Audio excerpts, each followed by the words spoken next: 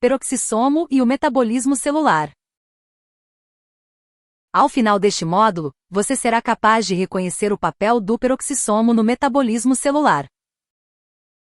Estrutura, organização molecular e funcional dos peroxissomos e glioxissomos. Peroxissomos. O peroxissomo é uma organela citoplasmática presente em todas as células. Apresenta uma morfologia muito simples, que pode lembrar um lisossomo, apenas uma membrana com bicamada lipídica em seu redor. O peroxissomo é pequeno, arredondado e possui uma elevada quantidade de enzimas em seu interior. Quando o peroxissomo é visto por meio de uma microscopia de transmissão, é possível observar cristais em seu interior, em razão da alta concentração de enzimas, que são chamados de cerne cristalóide. A principal enzima encontrada no peroxissomo é a catalase, cuja função vamos conhecer a seguir. A quantidade de peroxissomos e seu tamanho podem variar de acordo com o tipo de célula em que estão localizados e a condição ambiental. Outra estrutura de um peroxissomo. Existem várias discussões sobre a possibilidade de um peroxissomo se originar a partir de outro pré-existente. Essa origem seria por crescimento e fissão ou por meio de um compartimento especializado do retículo endoplasmático. A seguir, ilustramos o modelo que explica a proliferação e a formação de um novo peroxissomo. Modelo de proliferação de peroxissomos. Na ilustração, podemos observar vesículas brotando do retículo endoplasmático. Essas vesículas são precursoras peroxissômicas. As proteínas de membrana como PEX-3 e PEX-15 também seguem essa via. Algumas proteínas citosólicas específicas empacotam proteínas peroxissômicas no interior dessas vesículas. Na sequência, essas vesículas precursoras podem se fusionar entre si, ou podem se fusionar com peroxissomos já existentes para formar os peroxissomos propriamente ditos. Na membrana do peroxissomo, existem proteínas translocadoras por onde serão importadas proteínas peroxissômicas produzidas pelos ribossomos. Além da importação das proteínas, também será realizada a importação de lipídios do citosol que atuam no processo de crescimento dessa organela. Posteriormente, a organela já aumentada sofre fissão originando dois peroxissomos filhos. Os peroxissomos possuem algumas funções importantes, como a beta-oxidação e a detoxificação, que é a capacidade de desintoxicar a célula. São capazes de quebrar substratos orgânicos, por exemplo, etanol, fenóis, ácido fórmico, formaldeído, em outras substâncias. SMS_Failed. Curiosidade. Sabemos que o fígado é um importante órgão metabólico do corpo humano. É capaz de detoxificar tudo aquilo que consumimos. Quando ingerimos um alimento, uma bebida, um medicamento, eles são absorvidos pelo intestino e chegam ao fígado pela veia porta. Os hepatócitos do fígado passam a detoxificar tais substâncias através de organelas, uma delas é o peroxissomo. Mas como os peroxissomos realizam a detoxificação? Vimos que no interior dos peroxissomos existem muitas enzimas, entre elas as oxidases, que, como o próprio nome sugere, oxidam algumas moléculas. Essas enzimas retiram átomos de hidrogênio de substratos orgânicos e isso acontece por meio de reações oxidativas.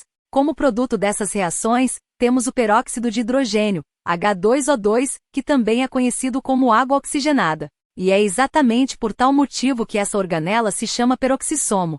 Ela possui muito peróxido em seu interior. Temos então um substrato orgânico que sofre oxidação, sofre ação de O2, e retira hidrogênio deste substrato, formando um peróxido de hidrogênio. No entanto, essa molécula de peróxido de hidrogênio é muito reativa, isto é, ela possui um oxigênio que quer ser liberado. Dessa forma, o peróxido de hidrogênio oxida outros substratos orgânicos roubando o hidrogênio deles. Com isso, o substrato é quebrado e, consequentemente, inativado. Com esse sequestro de hidrogênio dos substratos, formam-se moléculas de água, H2O. A principal enzima que atua na inativação do substrato oxidando-se formando água é a catalase.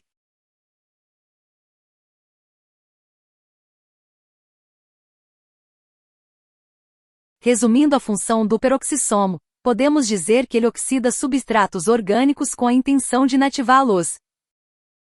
Reações de detoxificação. SMS_Failed. Curiosidade. Você já colocou água oxigenada sobre algum ferimento em sua pele? Viu que a água oxigenada borbulha? Isso acontece porque a catalase, que antes estava dentro do peroxissomo, é liberada e agora está na pele. Quando colocamos a água oxigenada sobre o ferimento, a catalase atua na decomposição da água oxigenada, liberando 2. Por isso, vemos a formação de bolhas de oxigênio. Decomposição do peróxido de hidrogênio. Video_library. Detoxificação através dos peroxissomos. Neste vídeo, a especialista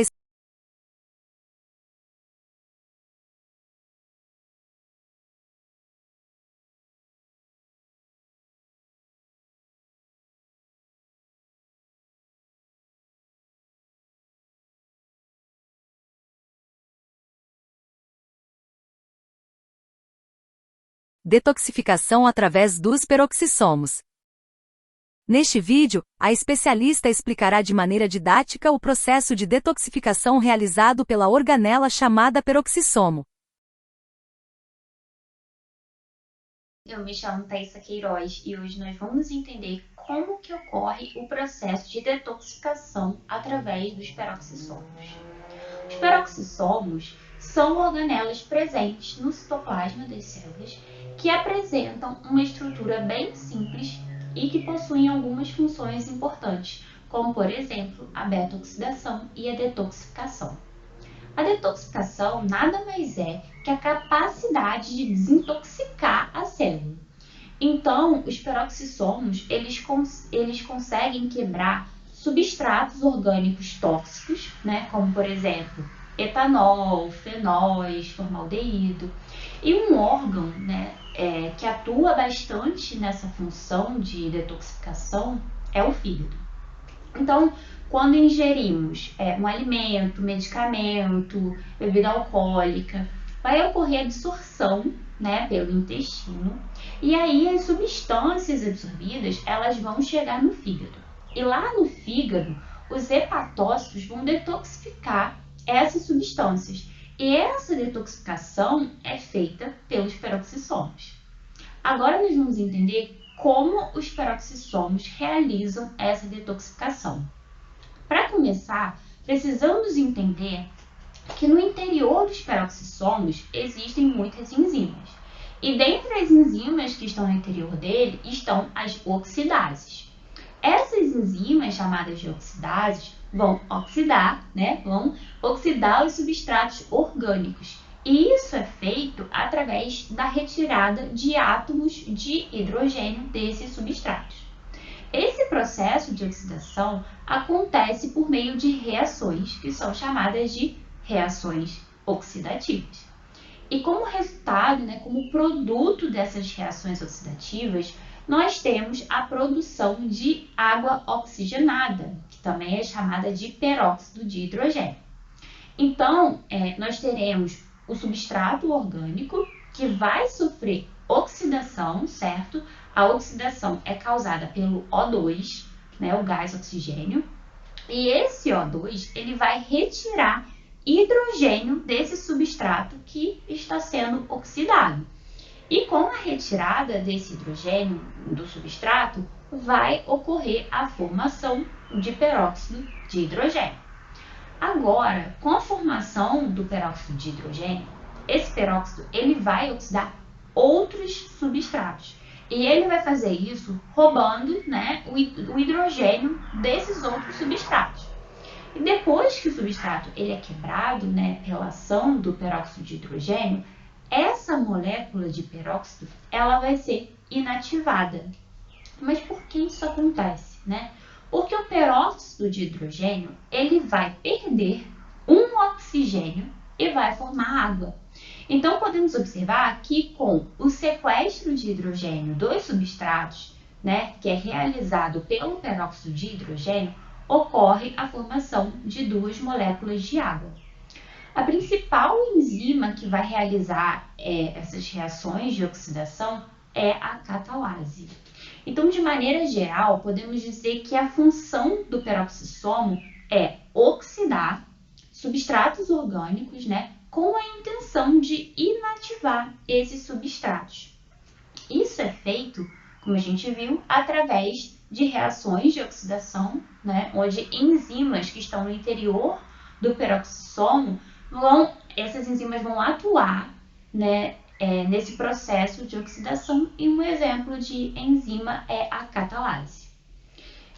Um exemplo interessante da ação da enzima catalase acontece quando colocamos água oxigenada em cima de algum ferimento na pele. Quando fazemos isso, observamos, né, que são produzidas bolhas nessa água oxigenada que está em cima do ferimento. Né? E por que isso? Isso vai acontecer porque com o ferimento, né, com um corte, um machucado, as células elas vão estar lesadas. E a catalase, que antes estava no interior do peroxissomo, que estava no interior da célula, essa catalase ela vai ser liberada para a superfície da pele. Então agora nós temos a catalase na pele e não mais dentro do peroxissomo que está dentro da célula, entendeu? E aí, quando colocamos água oxigenada sobre esse ferimento, que tem uma catalase exposta, uma catalase ali em cima, vai acontecer a decomposição da água oxigenada, que é o peróxido de hidrogênio, e com isso vai ocorrer a formação de água e o O2 vai ser liberado. Essa liberação de O2 é observada através da formação das bolhas, né? São bolhas de oxigênio que ficam ali na superfície do ferimento. Bom, então é isso. Eu espero ter contribuído de alguma forma. Bons estudos e até a próxima! Glioxissomos. Assim como as células animais possuem os peroxissomos, as células vegetais apresentam, digamos, um peroxissomo especial denominado glioxissomo. Um tipo dessa organela pode ser encontrado nas folhas para realizar a fotorrespiração, e outro tipo de glioxissomo pode estar nas sementes em germinação. Sua morfologia e suas funções são semelhantes às do peroxissomo. Assim como os peroxissomos, os glioxissomos realizam beta-oxidação de ácidos graxos. Contudo, além das funções peroxossomais, eles possuem duas enzimas exclusivas, a isocitratoliase e a malatosintetase. Essas enzimas compõem o ciclo do glioxilato, que tem a função de obtenção de energia. Vamos explicar o funcionamento desse ciclo. A enzima isocitratoliase é responsável por quebrar o isocitrato em succinato e glioxalato. O succinato pode ser levado até a mitocôndria para então entrar no ciclo do ácido cítrico, ciclo de Krebs.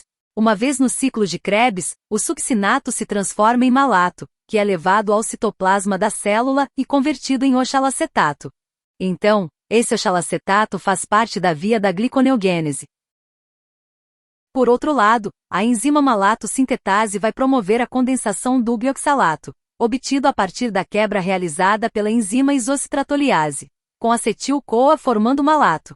Vale destacar que esse ciclo ocorre somente em células vegetais. As células animais não são capazes de converter ácidos graxos em carboidratos. Ciclo do glioxilato. Post_ed. Saiba mais.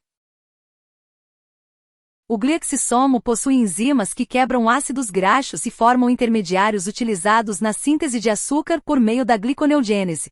As plantas bem jovens, as mudas por exemplo, utilizam como fonte de energia os açúcares formados a partir de gordura, até que cresçam e se tornem maduras o suficiente para produzir energia pela fotossíntese. Integração funcional dos peroxissomos com mitocôndrias, cloroplastos e retículo endoplasmático. Várias funções desempenhadas pelos peroxissomos dependem de sua interação com outras organelas celulares. A cooperação entre peroxissomos e demais organelas relaciona-se, por exemplo, com o metabolismo lipídico. Aqui veremos as interações que ocorrem entre peroxissomos e mitocôndrias, cloroplastos e retículo endoplasmático. Tanto as mitocôndrias quanto os peroxissomos atuam em várias vias metabólicas, como por exemplo a beta-oxidação e o metabolismo de espécies reativas de oxigênio. A beta-oxidação é uma função muito importante desempenhada pelos peroxissomos. Ocorre no interior dos peroxissomos e também é realizada na matriz mitocondrial. Refresh. Relembrando. No processo de beta-oxidação, Os ácidos graxos vão se desmontando com a saída de 2 átomos de carbono por vez. Essa dupla de carbonos origina acetil-CoA. A acetil-CoA formada é transportada para o citosol da célula, e lá é utilizada em outras reações, ou a acetil-CoA pode entrar na mitocôndria para participar do ciclo de Krebs. Dessa forma, a acetil-CoA produzida por um peroxissomo pode entrar na mitocôndria e participar do ciclo de Krebs. Nas células animais, a mitocôndria também realiza a beta-oxidação. Entretanto, nas células vegetais e nos fungos, essas reações de oxidação de ácido graxo são completamente dependentes dos peroxissomos. Lembre-se que em vegetais, os peroxissomos são chamados glioxissomos. Os peroxissomos e as mitocôndrias possuem atividades muito interligadas, de forma que um defeito no peroxissomo pode acarretar estresse oxidativo na mitocôndria. Em contrapartida, uma atividade maior da catalase pode melhorar o desempenho das funções mitocondriais.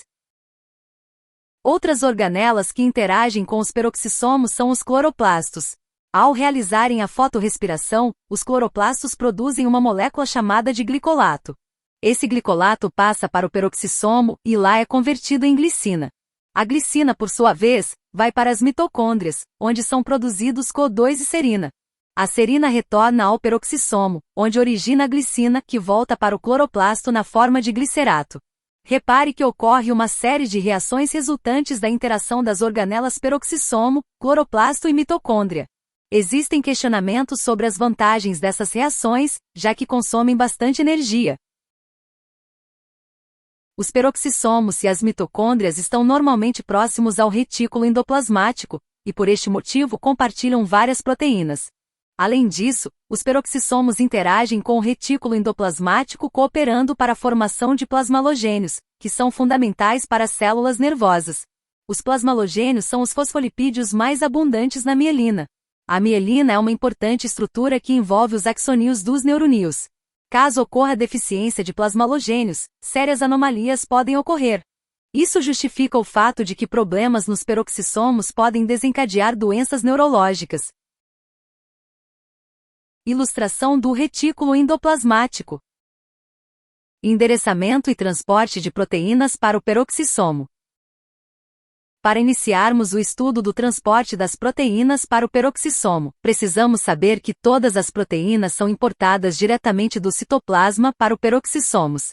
Dessa forma, esse transporte não depende de vesículas e é muito importante para o peroxissomo, pois, como sabemos, é uma organela que não possui material genético e ribossomos. Todas as proteínas dos peroxissomos são codificadas pelo núcleo celular e produzidas fora deles. Algumas proteínas entram nos peroxissomos no momento de brotamento de vesículas precursoras do retículo endoplasmático. Outras proteínas são importadas diretamente do citosol. Para que essas proteínas se direcionem corretamente, elas precisam ter uma sequência sinal. O que é a sequência sinal? Expand_more. É uma sequência específica de 3 aminoácidos, serina, lisina, leucina, que estão na porção terminal das proteínas. Ela funciona como um sinal de importação da proteína para o interior da organela. É dessa maneira que uma proteína que está no citosol e possui a sequência sinal consegue entrar no peroxissomo. Na superfície do peroxissomo, existem receptores específicos que vão reconhecer a sequência sinal da proteína. Diversas proteínas participam do processo de importação das proteínas citosólicas, são chamadas de peroxinas. Um complexo com pelo menos 6 peroxinas forma uma proteína translocadora que se localiza na membrana do peroxissomo. O poro formado pelo translocador é dinâmico, e isso faz com que diferentes tamanhos de proteínas consigam ser transportadas, mesmo que dobradas. Sendo assim, a sequência sinal é reconhecida pelo receptor, e em seguida, entra no peroxissomo pelo translocador. A peroxina PEX5 é um receptor de importação solúvel que reconhece a sequência sinal. A PEX5 acompanha a proteína até que ela chegue ao interior do peroxissomo. Depois que a proteína é interiorizada para o lúmen peroxissomal, a PEX5 se solta e retorna para o citosol. Esse mecanismo possibilita que uma peroxina transporte a proteína para o interior do lúmen. O funcionamento correto do transporte para os peroxissomos é de extrema importância. Extension. Exemplo: a síndrome de Zellweger é uma doença humana, hereditária e consiste em um defeito na importação de proteínas citosólicas para o interior dos peroxissomos, em razão de uma mutação no gene que codifica a proteína PEC5 ou PEC7, forma moderada da doença.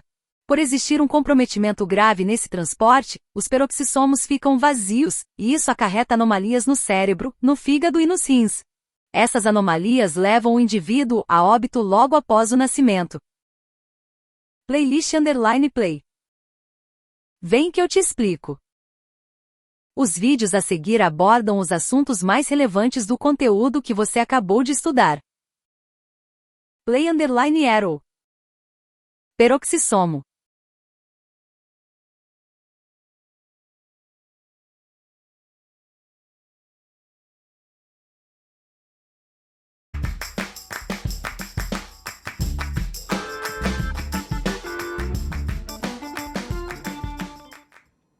Você já deve ter ouvido falar da organela citoplasmática chamada peroxissomo.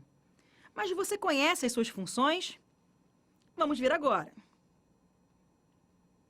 Os peroxissomos ou peroxissomas são organelas citoplasmáticas presentes nas células de animais e nas plantas.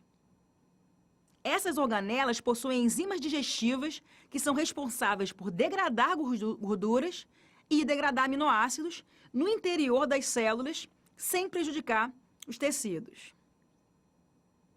Entre as organelas citoplasmáticas, os peroxissomos foram descobertos há menos tempo. Inclusive, a sua estrutura é bem semelhante aos lisossomos. Pois assim, como os lisossomos, eles possuem dupla membrana e têm o formato de uma vesícula arredondada. No entanto, lisossomos e peroxissomos são bem diferentes em relação às suas funções. Vamos conhecer um pouco sobre a função desempenhada pelos peroxissomos? A principal função dos peroxissomos é fazer a desintoxicação das células e, principalmente, realizar a catalisação do peróxido de hidrogênio, mais conhecido como água oxigenada, que é uma substância extremamente tóxica para as células e fonte de radicais livres. Mas você sabe por que isso acontece? Isso ocorre porque a produção de água oxigenada é um processo natural que acontece no interior das células mencionadas por mim, durante a degradação de gorduras, que é o metabolismo celular. Porém, essas substâncias, em grande quantidade, podem causar lesões às células. A enzima responsável por fazer a destruição, ou melhor, a catalisação dessa substância é a catalase. Ela é encontrada em maior quantidade no interior dos peroxissomos. Dessa forma, para que não seja prejudicial aos tecidos, a enzima denominada de catalase reage com o peróxido de hidrogênio, produzindo água e oxigênio molecular, acabando com essa substância tóxica. Além da função principal, os peroxissomos participam também de outros processos de desintoxicação da célula. Entre eles, quebra dos ácidos graxos de cadeia longa, que são tóxicos, serve de matéria-prima na respiração celular, com o intuito da obtenção de energia, e realizar oxidação de ácidos graxos para a síntese de colesterol. Continue estudando e até a próxima!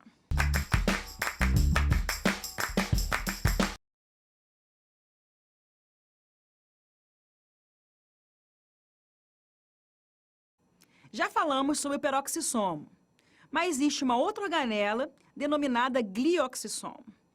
Nesse vídeo, vou te explicar como ela se caracteriza. Vamos lá? Alguns peroxissomos exercem funções mais específicas. Um tipo especial de peroxissomo, existente em sementes oleaginosas de algumas espécies vegetais, como é o caso da mamona, é capaz de converter lipídios, que é a forma principal de estocagem de energia nessa semente, em carboidratos. Esses carboidratos são utilizados durante a germinação da semente.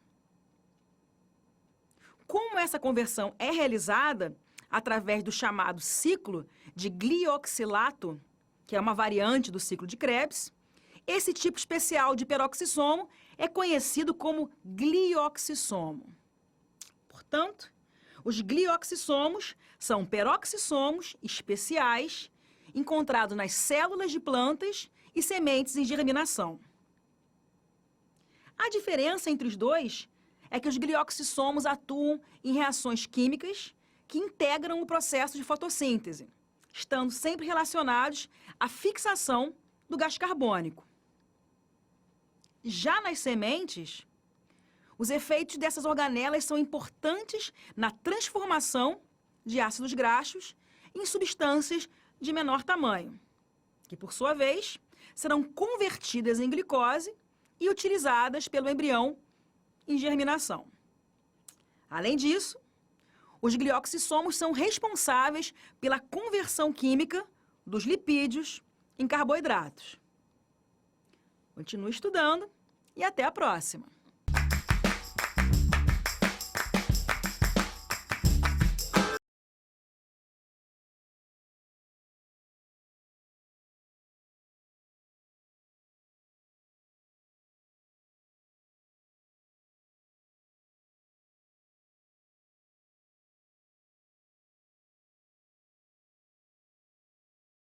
Falta pouco para atingir seus objetivos. Vamos praticar alguns conceitos? Questão 1. Os peroxissomos são organelas envolvidas por membrana que estão no citoplasma de células eucarióticas. A proliferação dessas organelas ainda é alvo de discussões, mas existem explicações que afirmam sua origem por crescimento e fissão. Considerando essas formas de proliferação, assinale a alternativa correta. As vesículas precursoras dos peroxissomos brotam a partir das mitocôndrias. B. As proteínas peroxissômicas entram na vesícula precursora por difusão pela membrana.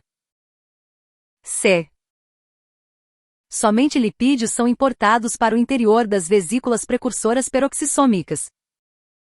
D. As proteínas PEX3 e PEX15 compõem o interior, lúmen, do peroxissomo. Durante o crescimento da organela, ocorre a fissão originando 2 peroxissomos filhos. Responder. Parabéns! A alternativa está correta. As vesículas precursoras dos peroxissomos brotam a partir do retículo endoplasmático. Essas vesículas possuem 2 proteínas na sua membrana, PEX3 e PEX15. Além disso, as vesículas importam para o seu interior, por meio de proteínas translocadoras, proteínas e lipídios. Com o desenvolvimento e crescimento do peroxissomo, essa organela cresce e sofre fissão, dando origem a 2 peroxissomos filhos. Questão 2. O processo de importação de proteínas para o interior dos peroxissomos envolve algumas etapas. Sobre isso, leia as afirmativas e em seguida assinale a alternativa correta. Um complexo com 3 peroxinas forma uma proteína translocadora. O canal formado pelo translocador é estático, ou seja, as proteínas só conseguem passar desenroladas por ele. Para importar uma proteína, sua sequência sinal precisa ser reconhecida por receptores específicos da membrana do peroxissomo. PEX5 é um receptor solúvel de importação capaz de reconhecer a sequência sinal. As afirmativas I e segunda estão corretas. B. As afirmativas segunda e terceira estão corretas. C. As afirmativas I e terceira estão corretas. D. As afirmativas terceira e quarta estão corretas. E. As afirmativas segunda e quarta estão corretas. Responder. Parabéns! A alternativa D está correta. A sequência sinal é reconhecida por receptores da membrana do peroxissomo, e isso faz com que a proteína consiga ser importada. Um complexo com pelo menos 6 peroxinas constitui uma proteína translocadora. O canal formado por essa proteína translocadora é dinâmico, o que possibilita o transporte de proteínas mesmo dobradas. TEC5 é um receptor solúvel que reconhece a sequência sinal de proteínas e permite que elas sejam importadas para o lúmen do peroxissomo. Considerações finais. Como vimos, as células obtêm sua energia por meio de processos tais como fotossíntese, fotorrespiração, respiração celular e beta-oxidação. Várias organelas estão envolvidas nesses mecanismos e são fundamentais para que eles aconteçam.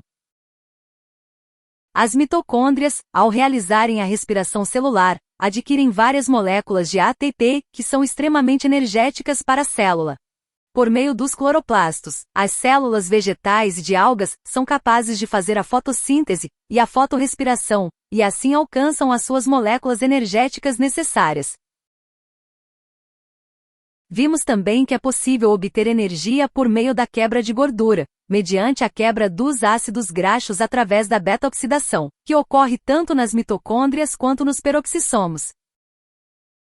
Estudamos ainda a morfologia, a estrutura e a organização molecular dessas organelas. Assim, o estudo da transformação de energia celular se deu de forma completa e integrada, uma vez que entendemos os processos e as organelas efetoras. Rede 7. Podcast. Neste podcast, a especialista responderá perguntas relacionadas ao tema. 0 hora.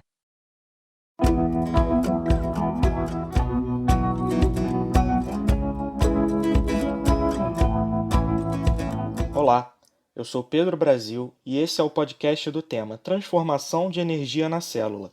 A professora Thaísa Queiroz vai responder algumas perguntas para a gente. Professora, a primeira pergunta é a seguinte: quais são as características estruturais dos cloroplastos? Os cloroplastos são organelas presentes em células de plantas e de algas verdes. E eles têm uma estrutura relativamente complexa, porque possuem vários componentes em seu interior que executam diferentes funções. Os cloroplastos têm geralmente um formato de disco e apresentam duas membranas de revestimento com um espaço intermembranar entre essas membranas. Essa característica, de possuir duas membranas é muito semelhante ao que é encontrado nas mitocôndrias, tá? E além das duas membranas, os cloroplastos possuem o estroma, que é encontrado no interior, dessas organelas, que pode ser comparado à matriz mitocondrial. Nesse estroma estão os ribossomos e o material genético, que é o DNA na forma circular. Além do estroma, também existem os tilacoides no interior dos cloroplastos, e esses tilacoides são estruturas similares a sacos que se organizam em pilhas, que são chamadas de grânulos, e estes tilacoides, eles possuem pigmentos nas suas membranas, que são clorofila e carotenoides. E, além dessas estruturas bem importantes, existem outras estruturas, como os grânulos de amido, que são grãos que armazenam carboidratos e que normalmente aparecem no momento em que a célula está realizando fotossíntese. E também, podem ter gotas de lipídios no interior do cloroplasto, que são pequenas gotas de gordura. Professora, quais são os aspectos gerais da fotossíntese? A fotossíntese é um processo em que acontece a conversão de energia luminosa em substâncias orgânicas. E esse processo é feito pelas plantas e pelas algas verdes. A fotossíntese é realizada nos cloroplastos, mais precisamente através do pigmento que existe no cloroplasto, que é a clorofila. E basicamente, a clorofila vai converter a energia luminosa em energia química. E para isso são necessários alguns outros componentes, além da energia luminosa, como dióxido de carbono e água. Mas, apesar da definição ser simples, o processo da fotossíntese envolve muitas etapas. E é um processo bastante detalhado que requer o envolvimento de diferentes estruturas importantes do cloroplasto. Então, de maneira mais abrangente, podemos dividir a fotossíntese em duas etapas, que são a etapa fotoquímica e a etapa química. Essas etapas recebem outros nomes também, então podemos ver a etapa fotoquímica também sendo chamada de etapa clara ou etapa de reações de transferência de elétrons. E a etapa química, ela também pode ser chamada de etapa escura ou de etapa de reações de fixação de carbono. A etapa fotoquímica, ela vai acontecer na membrana do tilacoide e nessa fase vai ocorrer a captação de luz e de água, vão ser produzidas moléculas de ATP e NADPH, que são moléculas energéticas, e vai ser liberado o oxigênio. Já a etapa química, ela ocorre no estroma do cloroplasto, e nessa etapa, as moléculas energéticas que foram produzidas na etapa fotoquímica, que são o ATP e o NADPH, vão ser utilizadas. E assim, essas moléculas, juntamente com o CO2, vão produzir moléculas orgânicas. Então, é assim que a fotossíntese se inicia com a captação de energia e finaliza com a produção de moléculas orgânicas. De que maneira é definida a estrutura de uma mitocôndria, professora? As mitocôndrias são organelas que se encontram no citoplasma de células eucarióticas. Elas possuem em sua estrutura a presença de duas membranas, né, sendo uma externa e outra interna. E entre essas membranas está o espaço intermembranar.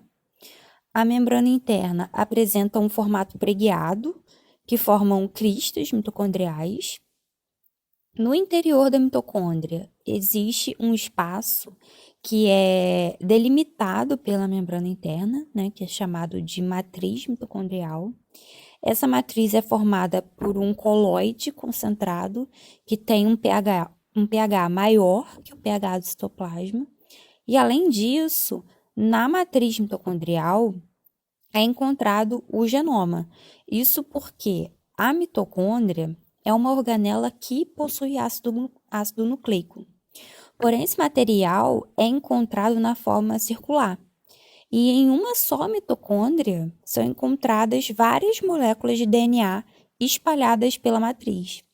Além disso, também existem ribossomos no interior da mitocôndria, que são diferentes dos ribossomos do citoplasma celular. Esses ribossomos mitocondriais, eles atuam na tradução de proteínas próprias da mitocôndria. Professora, o que é e qual é o objetivo da respiração celular? A respiração celular é uma atividade desempenhada pelas mitocôndrias. É um processo que tem como objetivo a produção de ATP. E a respiração, ela é muito importante porque é através desses ATPs produzidos que a célula adquire energia suficiente para realizar suas atividades. A respiração celular ela é dividida em 3 etapas, que são glicólise, ciclo de Krebs e cadeia respiratória. E dessas etapas, o ciclo de Krebs e a cadeia respiratória que acontecem propriamente na mitocôndria. A cadeia respiratória, que é a última etapa, acontece nas cristas mitocondriais e é nela que é produzida a maior quantidade de ATP. O que é a beta-oxidação de ácidos graxos? A beta-oxidação nada mais é que uma outra forma de produzir ATP. A diferença é que na respiração celular, o ponto de partida é a glicose. Já a beta-oxidação acontece a partir de ácidos graxos, que são gorduras. Esses ácidos graxos são moléculas formadas por cadeias longas de carbonos, que ao serem quebradas liberam energia e, consequentemente, produzem ATP. A beta-oxidação, assim como a respiração celular, também acontece no interior da mitocôndria. E, então, esse processo, né, de beta-oxidação acontece da seguinte maneira. A cadeia de ácido graxo é quebrada de 2 em 2 carbonos. E assim, de acordo com que vão acontecendo essas quebras, a cadeia vai se desmontando até que todos os carbonos sejam quebrados. No fim desses ciclos de quebra, são produzidas moléculas energéticas como NADH e FADH, e além disso, também são produzidas moléculas de acetil-CoA. Essas moléculas de acetil-CoA, elas irão participar do ciclo de Krebs para então produzir moléculas energéticas como NADH, FADH e ATP. Professora, quais são os aspectos gerais relacionados com a estrutura e função dos peroxissomos? Os peroxissomos são pequenas organelas encontradas no citoplasma celular que têm uma estrutura muito simples. Ele é basicamente redondo e envolvido por uma camada lipídica. Dentro dele existem muitas enzimas que formam o cerne cristalóide e a principal enzima encontrada no interior do peroxissomo é a catalase. E dentre as funções dos peroxissomos, a detoxificação é um processo extremamente importante, porque é através dele que é possível desintoxicar a célula de substâncias orgânicas tóxicas, como, por exemplo, etanol, fenóis, formaldeído, ácido fórmico. E além da detoxificação, os peroxissomos também atuam na beta-oxidação. E o que são glioxissomos, professora? As células animais, elas apresentam peroxissomos, certo? Já as células vegetais possuem um tipo especial de peroxissomo, que é chamado de glioxissomo. A sua morfologia é muito parecida com a morfologia de um peroxissomo. Essa organela, né, o glioxissomo, também realiza beta-oxidação de ácidos graxos, só que essa organela tem duas enzimas que são exclusivas dela, que são a isocitrato liase e a malato sintase. Essas enzimas fazem parte de um ciclo que acontece somente nos glioxissomos, que é o ciclo do glioxilato. Esse ciclo é exclusivo das células vegetais. Professora, como acontece o transporte de proteínas para o peroxissomo? Todas as proteínas que entram no peroxissomo a partir do citoplasma são importadas diretamente do citoplasma, ou seja, não é necessária a formação de vesículas. Como os peroxissomos não são capazes de produzir proteínas, eles precisam importar do citoplasma celular. Algumas proteínas são adicionadas aos peroxissomos no momento do brotamento do retículo endoplasmático. E por que isso? Porque os peroxissomos eles são formados por meio do brotamento de vesículas precursoras a partir do retículo endoplasmático. E é exatamente nesse momento que algumas proteínas já são incorporadas no interior dessas vesículas precursoras. No entanto, outras proteínas são importadas diretamente do citosol para o interior dos peroxissomos já maduros, né? E para que essas proteínas sejam direcionadas corretamente, é adicionada uma sequência sinal no final das proteínas.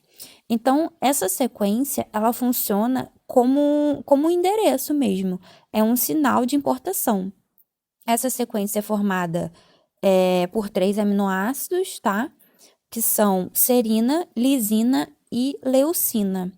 Então, resumidamente, a proteína que está no citosol vai receber uma sequência sinal que vai direcionar essa proteína, né, para que ela consiga entrar num peroxissomo. Com isso, a gente encerra esse podcast.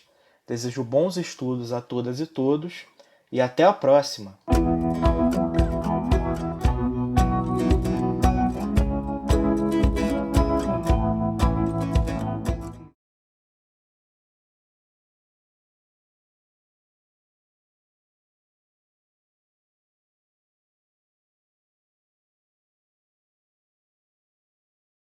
Explore mais. Para saber mais sobre os assuntos tratados neste conteúdo, leia o artigo Mitocôndria Revisada, publicado na revista eletrônica Acervo Saúde, de Tiago Ferreira Oliveira de Lima, Diego Andriazi Duarte e André Luiz Bragnissá. Perceba como os autores exploraram o assunto sobre as mitocôndrias. Consulte o artigo Metabolismo mitocondrial, radicais livres e envelhecimento, publicado na Revista Brasileira de Geriatria e Gerontologia, de Alisson Júlio Martins da Silva e Carlos Cusano Bucalem Ferrari. Os autores correlacionam o metabolismo mitocondrial com o envelhecimento. Consulte o resumo Cloroplasto, publicado na Revista de Ciência Elementar, de Catarina Moreira.